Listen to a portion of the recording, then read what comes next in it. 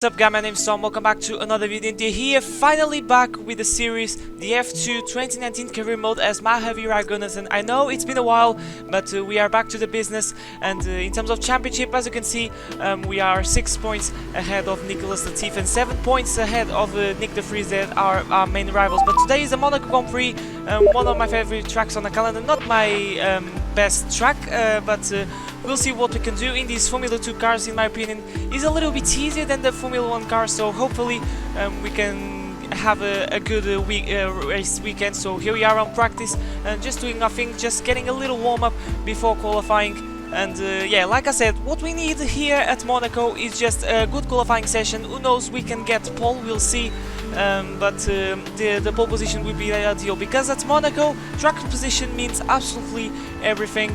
And we just need pole position, and we can drive like a grandma for the rest of the race. We just need a good start pole position, and probably we're going to get the race win. But in terms of practice, second place is not much of a big deal. It's like a shakedown to me, just to get a little bit of a warm up before we get to the real business in qualifying. So make sure to smash like and subscribe if you see plenty more Formula 1 content and Formula 2 content. I recorded plenty of episodes of this F2 career mode, so some episodes are coming in the next few days. But here we are, like I said, the real business qualifying is not 20 cars, it's just 10 cars. It's like separate in 2 groups to avoid some people getting stuck on traffic. And here we are, just doing our things and going in our first lap, going through this zone that I'm not entirely sure how is it called, but we're getting closer to Mirabeau, that is now, and then going to the low Zep, and very close to the fastest time of Jack Aitken, but we gone purple on the first sector. So pace has been really good, especially on the super softs, where I'm better than the softs. It always happened like this, I'm always fast in the soft compound of tire. But going purple on the second sector, as well as we go through RASCASSE, is very easy to lock up, but thankfully we don't do so. So it's been a very clean lap, a very tidy one, and through the last corner, hit the throttle as early as you can, open the DRS, and now we just wait for the finish line, up to the line, and it is provisional pole position for the Monaco Grand Prix, and that's what I really want. But we have to see the other groups times, and these guys are going to get out again, but it's a 121.1, so it's a very decent time. We'll see if we can get into the 120. It's going to be hard because it was a flawless lap, I can say, and we hit the wall and we lose a bit of our front wing, and it's over, and we're going to come back to the garage. Unfortunately, we actually gone purple on the second sector, which was really intriguing to see, despite with the damaged front wing. So probably is some time left on the tail. But here we are doing our second run in the same set of tires, because we only have one set of super softs for this qualifying, and unfortunately we didn't improve. Now on our second lap of this second round, we should say, we're going purple on the second sector, but unfortunately we hit the wall once again, and Monaco strikes again. And unfortunately that's the end of qualifying. I still tried to set another lap, but we were like 1 second off the pace, because the tires were dead, and we lost an end plate of our front wing. But indeed it is pole position for the Monaco Grand Prix, and like I said, that's what I really want. And yeah, it is pole position on our group, and confirmation that is pole position and overall. So that's, like I said, what we really want. So now what I have to do is just get a good start, create some gap, and from then on I think I can get I can be safe and maybe take a win at this race. But it was really close between me and Nick de Vries, 15 milliseconds. So now let's go to the race, and we'll see if we can convert this pole to a race win. It's time for the Monaco Grand Prix. Monaco. Formula 2 has been welcomed back to this most famous of race locations, and the excitement in the air is building as we count down to the start of today's race. The circuit to Monaco is, for all practical purposes, pretty much unchanged since its 1929 introduction. It's strange to consider, but this 2.1 mile lap will take the drivers here around almost an entire country. 19 corners, but not that many opportunities for overtaking. Instead, this is a track that rewards technical skill. Davide, is there anything we should be looking for in today's race? The teams are all very competitive at the moment, so are we about to witness a push from anyone in particular? Hi Alex, the team will have been studying everyone else out there very carefully. So I think we are in for a very interesting event today. I can't wait to see how this race unfolds. We're almost ready to go then, and this is what the starting grid looks like for today's race. Mahaveer Raghunathan lines up on pole position, and P2 goes to Nick de Vries, a strong showing from the Dutch driver. Looking down the rest of the grid, we have Delatraz, Latifi, Jack Aitken, and Giotto, Joe, King, Sete Camara, Nobuharu Matsushita, Schumacher, Correa, Antoine Hubert, and Boccolacci, Boschon, Galeo Ilott, and Giuliano Alesi. Mazepin and Tatiana Calderon completes the grid. And now it's time to head down to the track. Like Daniel Ricciardo says, 50% done, and now we have to make the other 50% on this race. It's going to be actually a 50% distance race, but we're going to start on the super softs and then switch to the softs. And there are some differences in strategies. The guys that are behind us, Nick de Vries is starting on the softs, then he's going to switch to the ultras.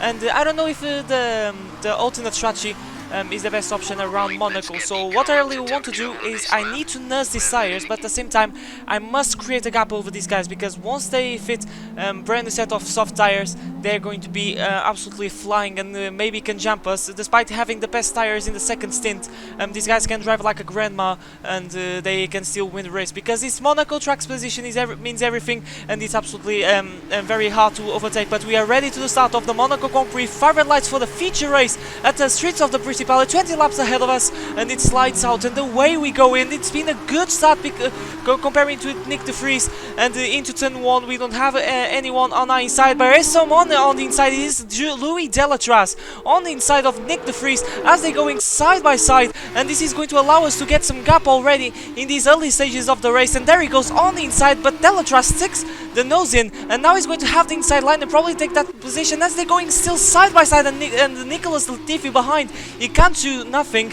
but he's on the faster tire, but he's absolutely narrow as we go for the first time through the low zap, and Louis Delatraz gets up into P2 as everyone is bunched up, including our teammate Julian King, and the low zap is impossible to overtake. It's super hard to make a move there, and everyone sticks behind. But most importantly, we are in the lead at the end of half a lap, not even a full lap of this Monaco Grand Prix, and that's what I really want. So now what we have to do is just pull away of Louis Delatraz and create some safe gap, because once we get to the pit stop phase, we need to have some safe gap in case he managed to get an undercut on something. But we set another fastest lap on lap 3, but Louis Delatraz respond with another fastest lap, so we need to push a little bit more because the DRS is enabled, and we have to break a DRS window, and we respond on lap 3 with another fastest lap, and this time Delatraz can respond. We are 1.5 seconds ahead, which is a decent gap, but I'm going to try to extend that over the course of these next laps. But it's been a very good start. We're managing the gap,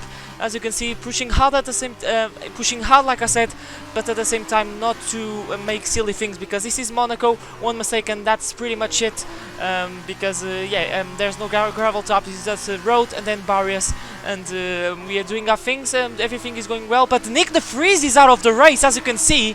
One of the championship rivals that is 7 points away, not anymore, because he's out of the Monaco Grand Prix, as you can see, being overtaken by absolutely everyone, and it's going to mean big things when it comes to the championship. Everyone overtake. He's parking on the straight line. He's not going to park at turn 1, so probably he's trying to make a reset to the car. But I think that's pretty much it. And as he go through up the hill, like he's holding these people so much, and he's a little bit dangerous. But finally, once he gets to Mirabeau, he's going to park the car, and unfortunately his Monaco Grand Prix for Nick de Vries comes to an early end because his ART decided to break down, and there he is at Mirabeau. Nick de Vries out of the race on lap 7. Now we find him on lap 8. And this is going to mean huge on the championship. Probably now it's going to be between me and Latifi. Who knows? Hopefully we can get some new challenges, yes, for the championship fight. But for now it seems that it's going to be just between me and Latifi. And another retirement 1 lap later, that is the Campos of Jack Aitken, and he's parking at a Nouveau chicane. And this Monaco Grand Prix comes to an early end, just like Nick de Vries. But we're doing a good job, and now Nicholas Latifi is going to pit and dress a brand new set of soft tires, and he should go now till the end of Grand Prix. Now this is a very important part of the race, because he's going to be faster, probably he's going to be in clear air, because not many people started on the super softs, and we can lose the leader of the Grand Prix. So now I nursed very well the tires, so now it's time to push, because he's going to be very fast. But fortunately he's stuck behind some traffic, starting with the harden of Tatiana Calderon, that is not the fastest AI driver, and in the real life and he's on the old tires, so this is going to definitely help me. But on lap 14 is definitely time to pit, and we're going to dress a brand new set of super soft tires, and Dully Delatraz follows behind us. So now it's just to push on these tires. Hopefully we're not going to be jumped by Latifi, and we can set a fastest lap, because I believe that is set the fastest lap, because I don't have it anymore. As you can see in the heads-up display, is not on purple. So now with these tires, if we get in clear air, we can easily set the fastest lap. But here we go, Boschong ahead of us, he has to stop, and there he goes Latifi, I believe. We're going to switch to the replay cameras. There he is, and Luca Giotto, I believe, and he's going side by side with Louis Delatraz, and Delatraz gets overtaken by Latifi, and this is good news for us, because now we're going to pull away of Latifi very quickly, and the Delatraz is faster than the Latifi. But like I said, it's Monaco, you can drive like a grandma and you can still be ahead of your rival, because there's absolutely no room to overtake. It's very hard to overtake at this circuit, and we're pulling away of Latifi. As you can see, we created a massive gap, and Delatraz can't do anything, and bang, fastest lap 122.3, and that should be unchallengeable.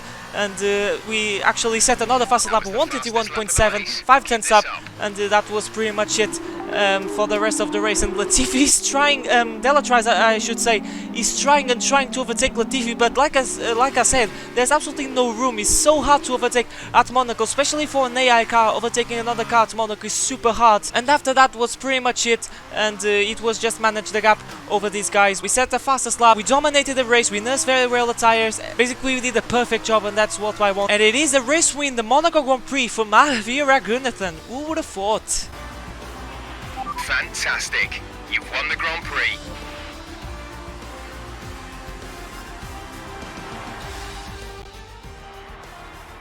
Well then, that concludes another excellent race. Tell me, Davide, what was the key to this success? This race, this win, was about one thing and one thing only: consistency. Anyone can be quick for just one lap, but there's a difference between that and being quick every lap, over and over and over. If you can do that, if you can gain ground when your opponents make mistakes, but then not make mistakes on your own, you can just push and push. And look at that, they're making their way out onto the podium now. Great race from the MP Motorsport team, and I'm very happy to see them up there on the top step of the podium.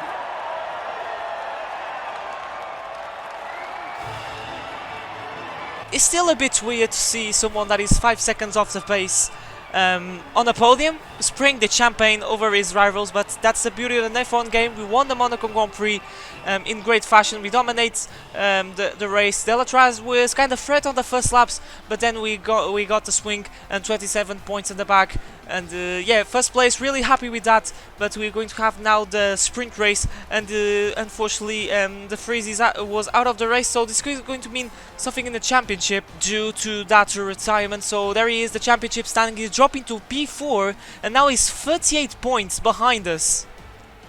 That is a big gap, and now we extend our lead over Latifi with a 90-point gap, so it's very good, and we are 1 point away in the constructors over them. So everything going well for MP Motorsport, and for my side, Jordan King made a good race, and he's going to start in second place in the sprint race. So let's see if we can get a good start and you know, take the lead of the race. That would be ideal. A double win for MP Motorsport at Monaco. So here we are already on the track ready to the sprint race. And in terms of the strategy, it's going to be an easy one-stop, starting on the softs, but we have to nurse these tires because Monaco hits tires for breakfast, like Crofty says in the game. But here we are, ready to the start. Jordan King starting in second place. We're starting in P8 after a great win, and it slides out, and away we go to the Monaco Grand Prix. It wasn't the best start, and we have Carl Nylot on the Alfa Romeo, the Sauber, trying something on the outside. We tried to take a slight look on Delatraz, but we had tons of oversteer, and unfortunately we have to stick behind and remain in P8. And Carlo Milo tried something, but now he's on being pressurized by Mick Schumacher on the Prema, and he's going to try to go around the outside. This is a copycat of the first lap of the feature race between Delatraz and Latifi, and Schumacher is still trying to take the position of Ilott. This is not for points still, but he's going to maybe try to go down inside on the lowest happen. No, he stays behind. That is the cleverest option to do at here, especially in a track that is very hard to overtake at the low happen. happen, but we're going to see the start of Jordan King, because I believe he took the lead of the race, so he definitely took, there he is, a better start against Sean Gelael, that is being pressurized. There he is by Nobuhiro Matsushita, and his race comes back to us after losing 2 positions. Sean Gelael, which his helmet looks absolutely amazing. I love KFC, but we're going to focus on the race because we're getting closer to Delatraz, and King is in the lead, so very good to him. But we're going to make a massive dive bomb on the RASCASSE. I was going to say Lewis Happen, but we made a move, a superb move on the RASCASSE, on Louis Delatraz, in great fashion. That is the best overtaking move that you can do at Monaco, in my opinion. At RASCASSE, we locked up a little bit. It's very hard to make an overtake at RASCASSE, and without locking up is even harder. So with a little lock up, but the room was there. I cut a little bit the chicane, yes, but nonetheless, you have to admit that was a fantastic move on Delatraz. Once again, showing some angles just to see. It was so close to touch his rear wheel, but thankfully we managed to react to that.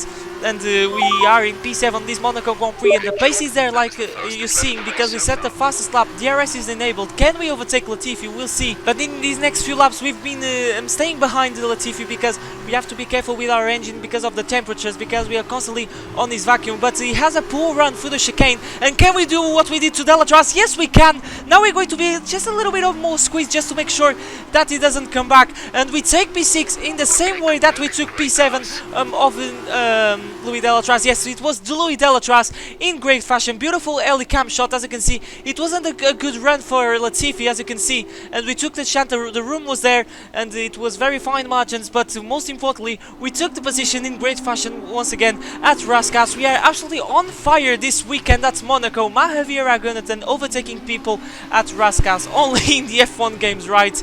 And showing more angles, as you can see, and that was more close. It was a bit of contact with his floor, but no damage, and that's what matters. But that was so freaking close to getting some damage, but thankfully we got that position. And after that we tried to catch Kyoto, but my tire started to go away. And at the end of the day, he's going to be P6. Jordan King wins the Monaco Grand Prix, so it's a double win for MP Motorsport at the streets of the Principality. What a weekend for the team, after me winning the feature race and now our teammate King winning the sprint race. You couldn't ask for a better weekend with the spectacular overtakes, and that's what we want. And yeah, the best weekend so far in this career mode. Alright, race over. Take care of the car on the way in.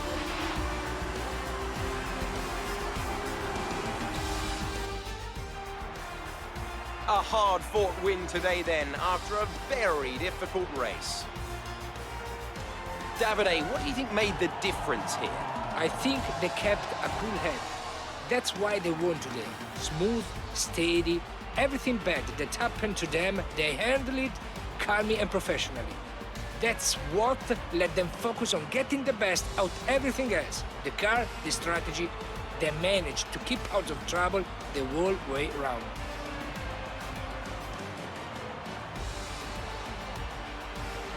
Our drivers are making their way out for the podium celebrations, and it's going to be MP Motorsport picking up the winner's trophy. Congratulations to the entire team for that fantastic performance.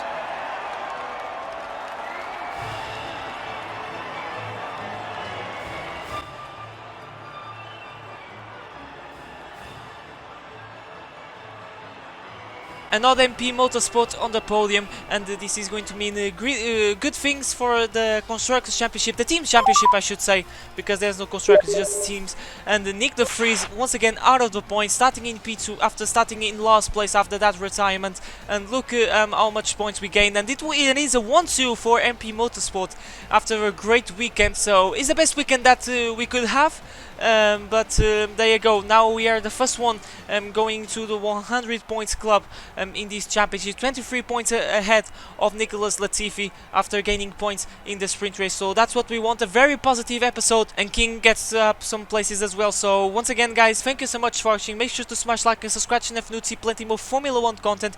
It really motivates me to make more. Next episode is going to be the French Grand Prix at Leclerc, so stay tuned for that. But for me is everything. Now it's time to say goodbye. My name's Tom, and I'll see you guys for a brand new video next time, but for now, it's goodbye.